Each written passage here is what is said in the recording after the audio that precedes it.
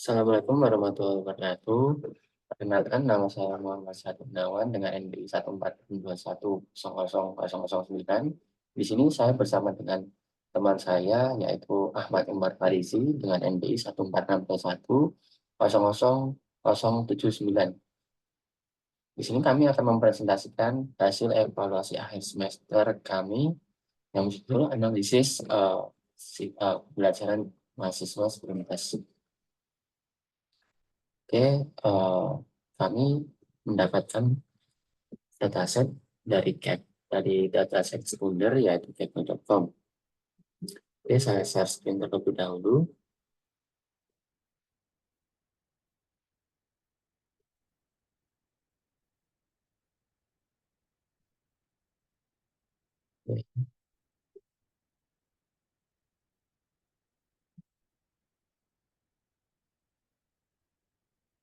Oke, ini dataset yang kami dapatkan dari CAP.com, itu student study performance, yang berisi yaitu kolomnya yaitu gender, male atau female, race atau ethnic, dari grup A, B, C, G, E. Parental level atau level dari orang tua, level pendidikan orang tua. Yang terakhir, bachelor degree, college master degree, associate degree, sampai high school. Lalu ada variabel selanjutnya yaitu lunch, having lunch before test, standard or free atau reduce. Lalu ada kursus belum tes, complete atau belum complete. Lalu ada skor matematika, skor membaca, dan skor menulis. Oke, dataset ini hanya hanya 9 kilobyte ya. Oke, kita langsung ke Google Colab saja. Oke, yang pertama kita harus menginputkan filenya di sini, di file terlebih dahulu. Di sini sudah saya inputkan, yaitu student performance. Oke, di sini ada import Panda, SPD, import NumPy, SNP, import Matplotlib, SPLOT, import SPLT, import Seaborn SSNS. Di sini ada variabel df sebagai pd.readcsv untuk membaca CSV, yaitu student performance CSV. Di sini ada df shape untuk memberitahu berapa isi kolom dan barisnya. Lalu di sini ada df untuk mengoutputkan yaitu 5 baris paling atas ya. Sini hasilnya seperti berikut.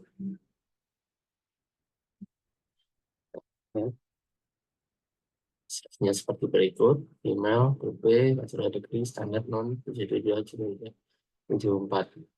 Ya, ini dari CSV tersebut ya. Lalu karena di situ ada value string, maka kita harus mengkonversinya terlebih dahulu ke numerik, data numerik ya. Di sini import Panda, from Google PD, from Google Lab, import files, lalu membaca file, lalu membuat mapping untuk gender maps, male sebagai 0, female sebagai 1, race ethnic, lalu ada race ethnic, deep map, grup A sebagai 0, B1, C2, D3, E4. Lalu ada parental ini, sum collect 0, association degree 1, bachelor degree 2, master degree 3, high school 4, high school 5, lalu ada lunch map, standar 0, periode 1, tes sebelum tes preparation, ada 0 sebagai 0, komplit 1. Lalu digunakan sebagai map untuk mengganti nilai kategori dengan nilai numerik. Di sini ada df gender sama dengan df gender dot map dan map. Lalu seterusnya ya dari map ini tadi. Lalu dikonversi menjadi float, df sebagai df dan tipe float. Lalu memeriksa tipe data setelah konversi, di print di sini .head dan df.type. Def head-nya sebagai 5 baris sebagai berikut. Ada 5 baris, lalu dengan tipe datanya, atau float. Lalu di sini di df shape dan df head. Seperti berikut ya. Tadinya semua numerik, tidak ada string. Oke, di sini kita akan memisahkan dari dataset. Oke, di sini ada 7 trend rasio, Panda, SPD, Scalon, model, selection import range, baca dataset utama dari file CSV sebagai berikut. Tentukan proporsi, data pelatihan, dan pengujian. Trend rasio di sini memakai 0,7. 70% ya. Lalu ada tes rasio.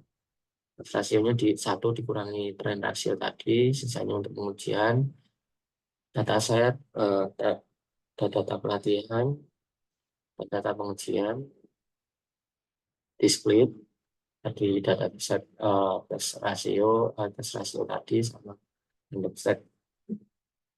Lalu disimpan untuk tren di trend.csv dan indexing files, lalu simpan pengujian untuk test.csv dan index files. Lalu di sini ada tes pd.read.csv, tes csv, trend, pd.read.csv, trend.csv, yaitu menyimpan ke variabelnya. Oke, lanjut. Ini sama seperti tadi untuk yang pertama. Lalu di sini melakukan praproses data. Di sini praproses data tampilkan terlebih dahulu 5 baris pertama yang dari train ya. Variabel train tadi terisi dari train.csv. Jadi ini 5 baris, lalu train shape. Jadi ada berapa baris dan kolom. Di sini ada 1000 baris dan 8 kolom. Lalu di info di sini gender berisikan 1000, non null, data tipe float dan sebagainya ya. Lalu ini analisis deskripsi, trend describe. Di sini ada gender seperti berikut, ada di sini ada count, min, standar, min, dan 25%, 50%, 75%, dan maksimum. Lalu di sini ada variabel ya seperti yang di data, yaitu gender, race ethnic, parental level of education, lunch, test preparation cost, math score, reading score, writing score. Jadi di sini ada value deskriptifnya ya, 0, seperti min di sini untuk gender 0,5, minimumnya 0, maksimumnya 1, dan sebagainya. Oke, maka habis itu kita visualisasikan datanya ke heat map ya di sini. Dengan figur size 12,10, SNS heat map, correct, dan konfigurasi analog true dengan color map YLGBN blue. Nah, lalu di plt.show maka akan tampil seperti berikut.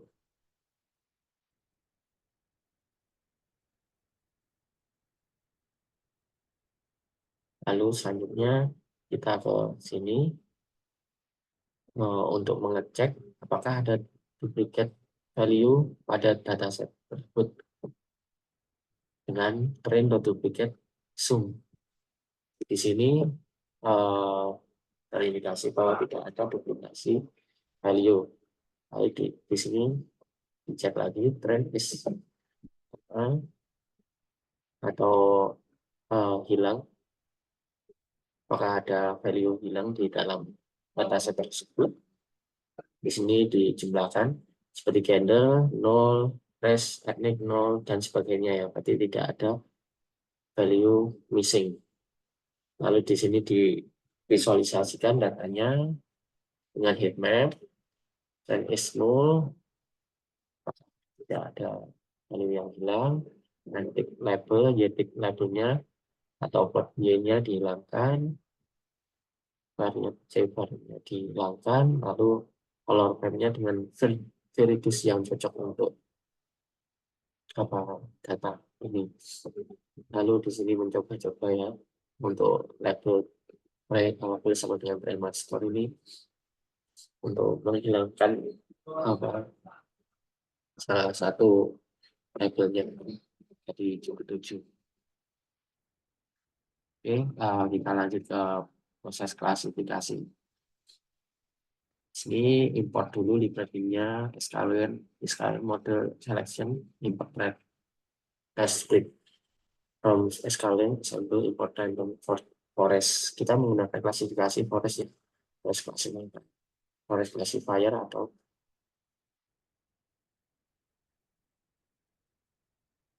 lalu untuk sklearn matrix, import akurasi skor.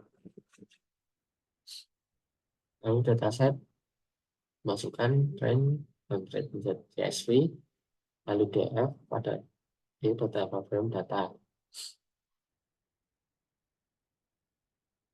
Lalu misalkan kita prediksi gender, target alam gender, lalu membagi data menjadi trend dan dataset. Di sini dengan test size-nya 0,2, lalu model random forest. Di sini random forest classifier dengan estimator 100, hyperparameternya dengan random step method. Lalu evaluasi model seperti berikut. Oh ya, random sorry ini random forest classifier yaitu apa fasilitasi untuk Oke, untuk evaluasi model, akurasi skor, y-test, dan y-prediction. Dan lalu di print klasifikasi. Dengan akurasi klasifikasinya yaitu 0,6%. Oke, lanjutnya akan dilanjutkan oleh teman saya yaitu Ahmad Umar Farsi. Dipersilakan. Assalamualaikum warahmatullahi wabarakatuh. Saya Ahmad Farisi dengan MBI 146210079. Di sini saya akan melanjutkan presentasi dari teman saya yaitu Mas Sahrul. Oke, saya share screen dulu. Nah, ini saya akan membahas tentang regresi, analisa regresi, clustering, dan deteksi anomali.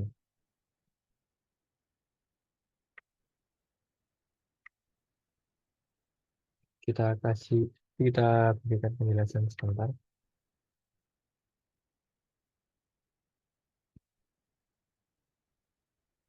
Oke. Regresi sendiri adalah teknik statistik yang digunakan untuk memahami hubungan antara satu atau lebih variabel independen dan variabel dependen. Tujuannya untuk memprediksi nilai-nilai variabel dependen berdasarkan nilai-nilai variabel independen. Oke. Nah, berikut kodenya untuk bagian regresi. Kita misalkan prediksi tentang breaking score. Nah, lalu membagi menjadi data training dan tes dengan test size-nya 0,2 dalam artian untuk trennya itu 0,8 atau 80%. Berikut model regresi linearnya menggunakan linear regression. Lanjut di evaluasi model, kita menghitung mean square error-nya. Dan berikut hasilnya. Nilai mean square error-nya adalah 19,85. Oke, lanjut ke analisis asosiasi. Analisis asosiasi merupakan teknik yang digunakan untuk menemukan hubungan atau ketergantungan antara item atau variabel dalam data besar. Nah, di sini kita memakai metode a priori. Oke, untuk pertamanya kita deklarasikan untuk data frame-nya dengan acuan yaitu train. Data train,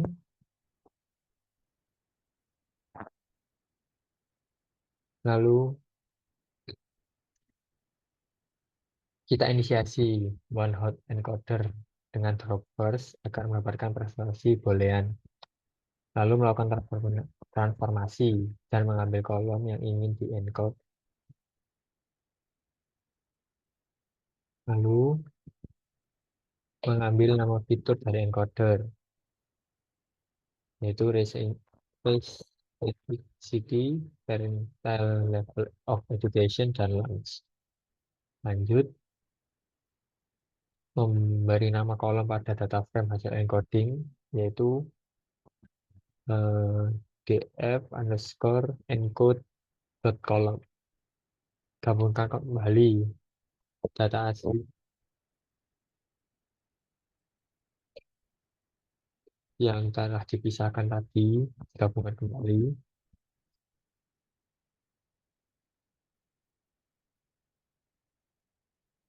Lalu sini kita konversi seluruh data frame hasil encoding ke tipe boolean dengan mengganti type boolean.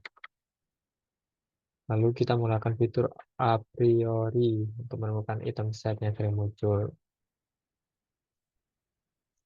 Lalu kita gunakan association rules untuk menemukan aturan asosiasi. Untuk matriksnya kita menggunakan metode loop dan minimal threshold-nya itu adalah 1. Lalu kita memunculkan hasil dari rules. Yang berikut hasilnya.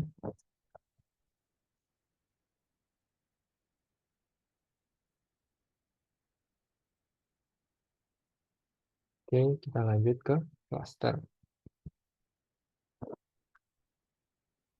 Cluster ialah teknik di mana data dikelompokkan menjadi beberapa kelompok berdasarkan kesamaan mereka.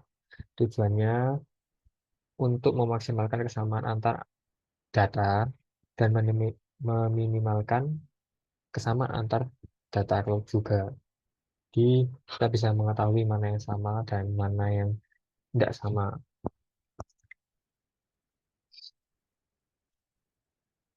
Nah, berikut untuk kita menggunakan kolom, yaitu kolom reading score dan writing score. Lalu kita normalisasi datanya, dan kita menggunakan k-means untuk klasternya.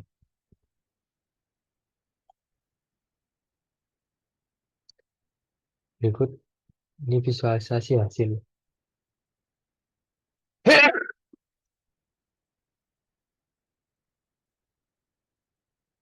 Untuk visualisasi hasilnya, ya bisa kita lihat di sini. Untuk